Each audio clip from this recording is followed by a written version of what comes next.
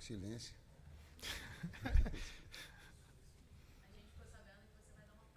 Não, tá, é isso, já dei a deixa. Mas... Pessoal, me desculpem. Me desculpem na resposta que eu dei do caso do Dani Alves. Perdão. Alguns itens. O erro, o crime foi julgado pela justiça e foi condenado. A comparação que eu fiz do caso, ela foi inoportuna, foi sem sentido, foi indevida. A etapa profissional que nós tivemos juntos, ela foi de muita correção e respeito. E eu reafirmo que eu acredito numa educação com orientação, com punição, como eu fui modelado pelo seu Agenor e pela dona Ivone, meus pais. Continuo acreditando dessa forma. Obrigado. Tite, aqui, parabéns pelo título da Taça Guanabara. Eu queria que você dimensionasse, mais uma vez a gente já bateu um papel no campo, mas que você direcionasse para o nosso torcedor que está ligado conosco nesse momento, a importância disso para a coroação de um processo de trabalho, né? Que começou com muita excelência, com uma pré-temporada muito intensa, fora do Brasil, de viagens, enfim, intensas também, o time já apresentando uma evolução muito grande já nos primeiros jogos, criando-se uma expectativa. Eu queria que você falasse sobre isso, um ponto final de um processo inicial, talvez é assim que você tem encarado. Parabéns mais uma vez. É difícil a gente pegar do início até agora, mas eu vou pegar a fala do Arrascaeta momentos antes da nossa oração. O troféu ali na frente, ele disse assim, foi muito merecedor. Se não com essas palavras, foi merecido todo o nosso trabalho em função do título conquistado. Agora, é também ter essa alegria e que essa alegria seja energia para que a gente volte para o trabalho para ser melhor do que nós já estávamos. O Arrascaeta fala pouco, mas quando ele fala com muito conteúdo. É a mesma ideia que eu tenho. E acrescentando, também ele ressaltou a participação do Gerson, né, nessa conquista. Infelizmente não esteve conosco hoje, mas tem um papel direto em tudo isso que a gente vem construindo, né? E a gente está orando bastante aí para que no tempo de Deus ele possa voltar restabelecido e nos ajudar também. Tite, César, aqui na tua esquerda, Gustavo Henrique. Ô Tite, se a gente for olhar tecnicamente, é a menor das conquistas em termos simbólicos de taça que o Flamengo poderia ter. Porém, no ano passado foram 7 taças disputadas e nenhuma conquistada. Você, enquanto técnico, enquanto professor, um homem que entende da mente do ser humano e principalmente dos jogadores, qual é o valor simbólico e psicológico que essa conquista tem para um começo de trabalho num ano que parece ser tão promissor? É muito difícil de responder isso, dimensionar esses aspectos todos. O que eu posso te dizer, e o César vai me ajudar na frente, é a satisfação que a gente tem do trabalho, do desenvolvimento do trabalho todo. Sabe, quando a gente olha, e eu colocava antes desse jogo especificamente, a gente não quer só ser campeão, a gente quer ser campeão tendo um grande futebol, sendo melhor que o adversário, aliás, sendo a equipe mais disciplinada do campeonato. É a equipe mais disciplinada do campeonato, talvez com exceção de um cartão vermelho do Thiaguinho, no jogo contra o Nova Iguaçu. Mas se pegar os cartões amarelos, todos, a equipe mais disciplinada. Então, para ganhar, não precisa apelar, precisa ser melhor. Talvez essa também mensagem aqui. Interessante a resposta do Tite. Eu entendo também que maturidade e crescimento é você estou dizendo do meu caso, né? Eu não consigo fazer nada aquém do meu melhor. Então, independente daquilo que a gente esteja disputando, para mim é o meu 100%. Eu entendo a pergunta perfeitamente, porém, sim, a grandeza do Flamengo requer com que a cada dia que a gente saia de casa, a gente saia para fazer o nosso melhor. E é assim que a gente vem construindo essa estrutura, né, técnica e tática, e principalmente essa relação humana. Os atletas, assim, têm entendido bem que para que a gente possa produzir, a gente tem que abnegar de algumas coisas, abrir mão, não dá para ter tudo ao mesmo tempo.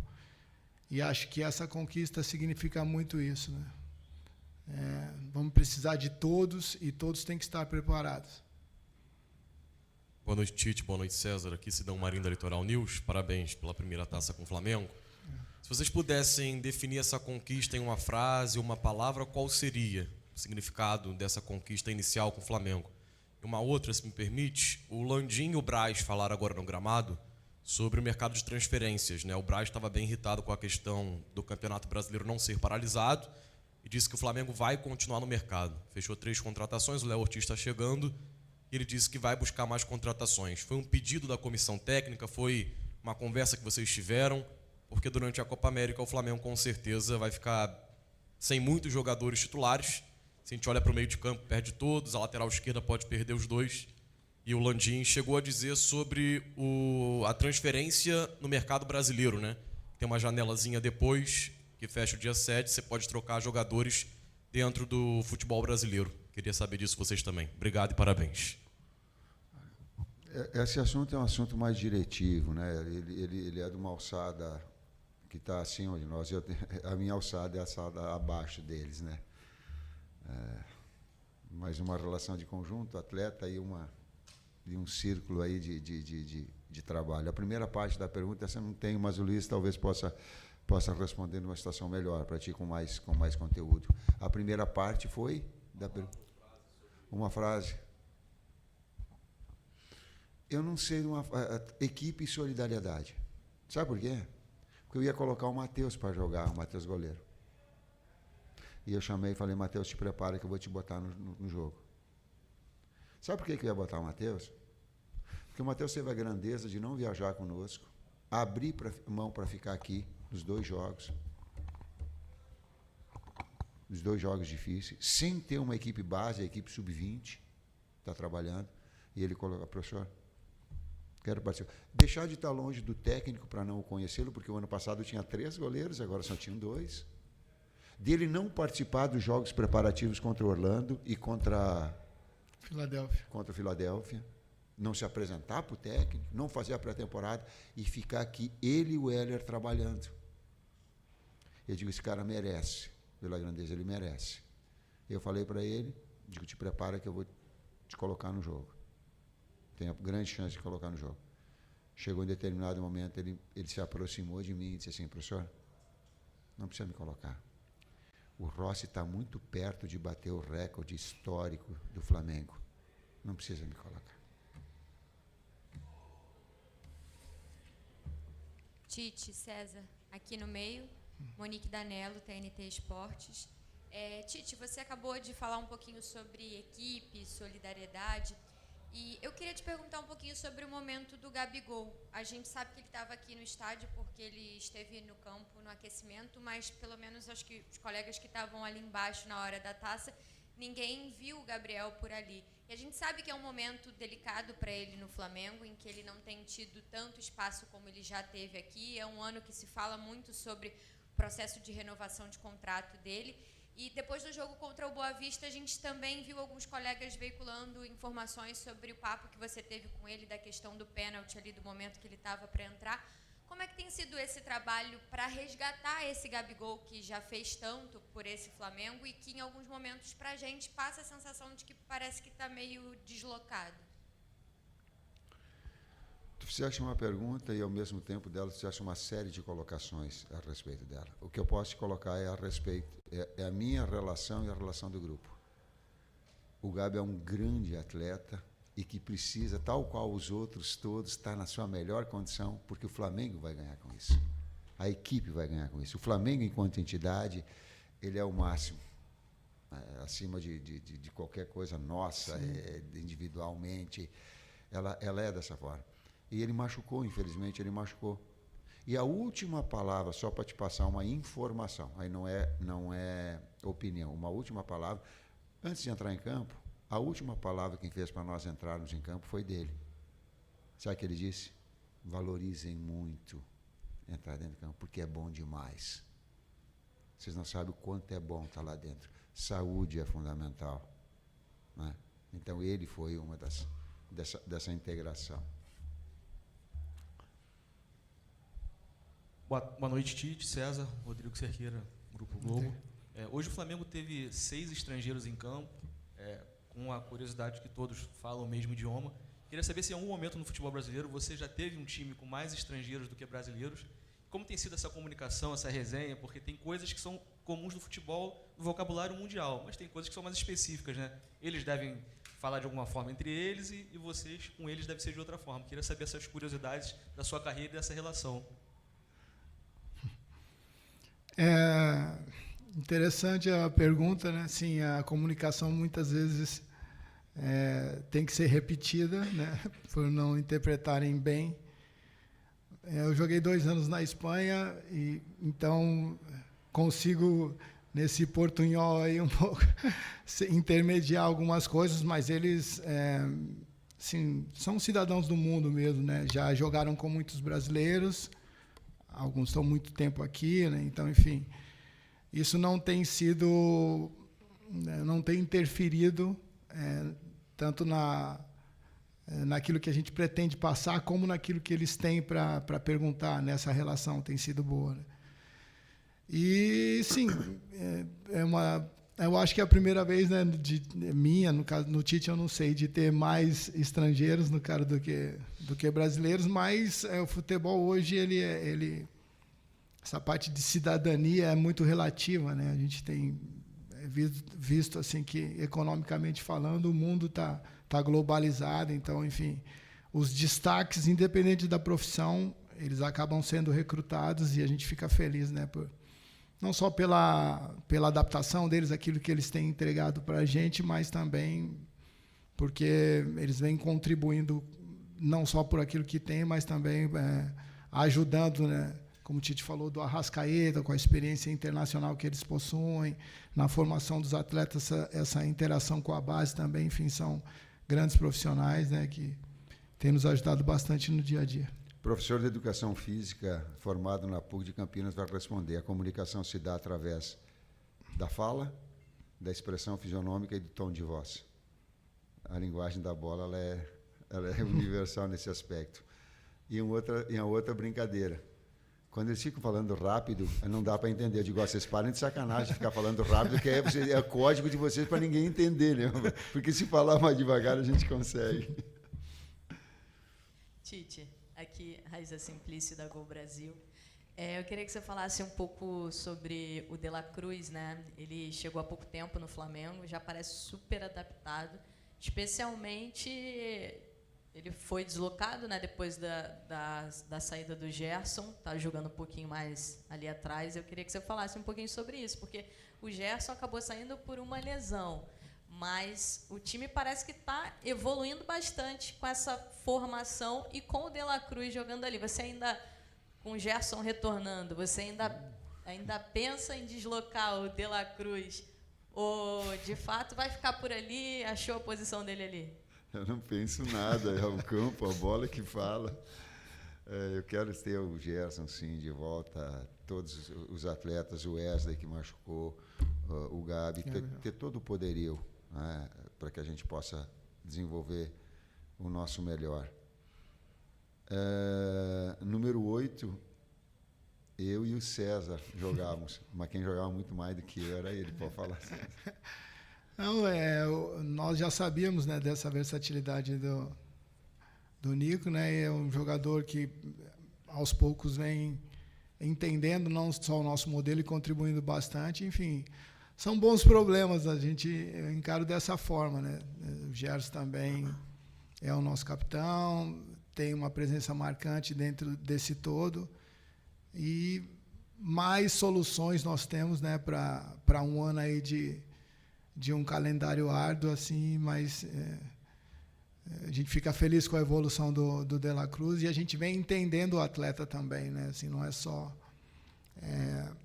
de lá para cá ele para conosco, nós também para com ele, e entendemos aí que nas duas maneiras podemos evoluir bastante. 2 atletas versáteis que trabalham em 3 funções com naturalidade.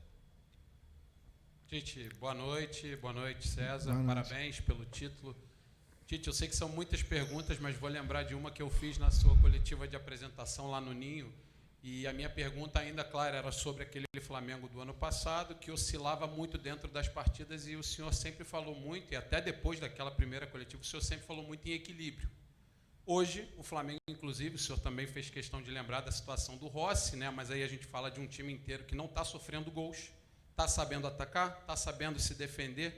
Então, eu queria que o senhor falasse, dentro desse processo, e a gente está falando aí de 5 meses que o senhor está à frente do Flamengo, como é que o senhor acha que está o patamar do equilíbrio necessário para essa equipe para uma temporada inteira? Então, eu gostaria que o senhor fizesse essa análise, desde a sua chegada até esse ponto que o Flamengo já se encontra hoje. Obrigado e parabéns. Eu repito, ter equilíbrio é muito difícil, enquanto equipe e como pessoa. Eu tenho essa dificuldade. Às vezes a pessoa, pô, tu é tranquilo, tu é calmo, não sou. Eu procuro constantemente me equilibrar, porque é desafiador. Ter uma equipe também que entenda dessa forma e que a metodologia do trabalho ela se desenvolva, também é os atletas entenderem que daqui a pouco, se tu faz uma marcação alta, tu vai dar espaço para o adversário nas costas da sua linha defensiva, mas algum risco tu vai correr. Mas na medida que tu consegue também pressionar, tu fica mais tempo com a bola, tu cria mais oportunidades, tu desgasta o adversário. Mas se em algum momento o adversário, de novo, equilíbrio, conseguir furar esse primeiro, vem em bloco médio. Saiba jogar em bloco médio.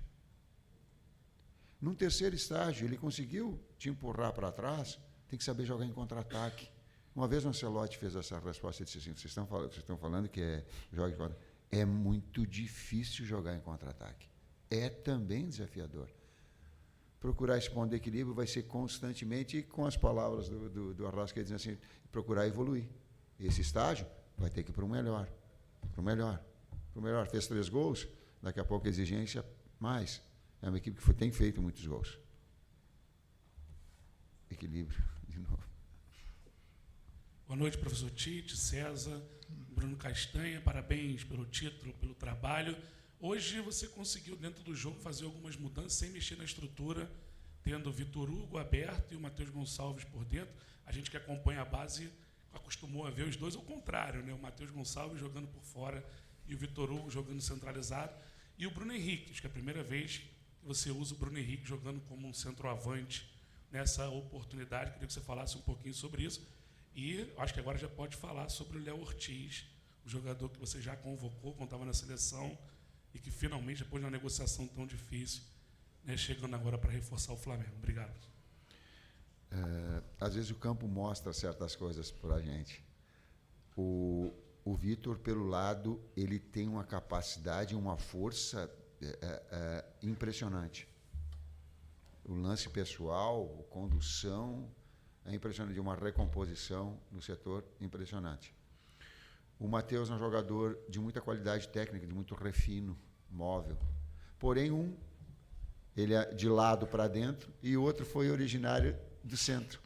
Porém, nos nossos treinamentos, eles têm entrado nos jogos da situação diferente, como aconteceu o Vitor pelo lado, o Matheus adaptando em treinamento também dessa situação, mas também sabendo que é do lado para dentro. E nós colocamos assim, deu uns 10, 15 minutos, eu falei para o Kleber, digo, olha, Kleber, lá, o que aconteceu? Eles trocaram. Eles trocaram um pouquinho, porque o Matheus se sente um pouquinho melhor fora, e o Vitor das duas formas. O Vitor consegue fazer as duas formas de atuação, as duas funções. Eu vejo importante, são jogadores ainda em formação e terem essa experiência, né, em 2 setores. Em crescimento, nós ganhamos com isso, né, e eles também com esse tipo de jogo, né, jogando uma final, tendo a oportunidade de ter esses minutos em uma final também agrega muito valor. E sim, a gente, nesse processo de conhecimento também, a gente vai entendendo o melhor deles dentro do nosso modelo e respeitando muito o que o jogo pede. Hoje nós já saímos com mais algumas alternativas aí. O Flamengo cresce com isso. Bruno ataca espaço pra caramba. Talvez seja o jogador que mais qualidade tenha de infiltração de toda a equipe. Ele é letal, talvez usando. Ele é letal. Eu lembro que no jogo ele entrou do lado e o Arrascaeta, sem olhar, pegou e meteu uma bola longa. Quando eu vi, quase na cara do gol. Então ele tem essas... E já jogou em outras oportunidades aqui também, nessa função. Sem esquecer, desculpa, de que a gente quer também a saúde do Fabrício, que ele saiu e preocupou. Espero que não seja também nada mais grave. Olá, apaixonados pelo Mengão. Bem-vindos a mais uma atualização emocionante sobre o Campeonato Carioca. Hoje, trazemos as últimas notícias sobre as semifinais que prometem agitar as arquibancadas virtuais. O Flamengo e o Fluminense se enfrentarão em um clássico eletrizante, enquanto o Nova Iguaçu terá pela frente o Vasco. Mas antes de adentrarmos nos detalhes desses confrontos, não se esqueçam de se inscrever no canal e ativar as notificações para não perder nada. Agora, vamos ao que interessa. As semifinais do Campeonato Carioca já têm seus protagonistas definidos. O clássico entre Flamengo e Fluminense promete ser um espetáculo à parte, enquanto o Nova Iguaçu enfrentará o Vasco em busca de uma vaga na grande final. Os primeiros duelos estão marcados para o próximo fim de semana, com um jogo no sábado e outro no domingo, dias 9 e 10 de março. Segundo informações apuradas pelo UOL, o primeiro embate entre Fluminense e Flamengo ocorrerá no sábado, enquanto Vasco e Nova Iguaçu se enfrentarão no domingo. Para o jogo de volta, a FERJ solicitou à Band, detentora dos direitos de transmissão na TV aberta, que o confronto entre Flamengo e Fluminense seja realizado no domingo, aguardando a confirmação dos horários. Flamengo e Nova Iguaçu entram nas semifinais com vantagem. Como campeão e vice da Taça Guanabara, respectivamente, ambos terão a vantagem do empate em pontos e saldo de gols, além do direito de escolher o mando de campo na primeira ou segunda partida, conforme prevê o regulamento. E assim, as emoções do Campeonato Carioca atingem um novo ápice com confrontos decisivos nas semifinais. O clássico entre Flamengo e Fluminense promete parar o Rio de Janeiro, enquanto Nova Iguaçu e Vasco buscam o caminho para a grande final. Fiquem ligados para mais atualizações e análises detalhadas aqui no nosso canal. Não esqueçam de deixar seus palpites nos comentários e compartilhar esse momento emocionante com outros amantes do futebol. Inscrevam-se e vamos juntos torcer pelos nosso Mengão rumo à vitória.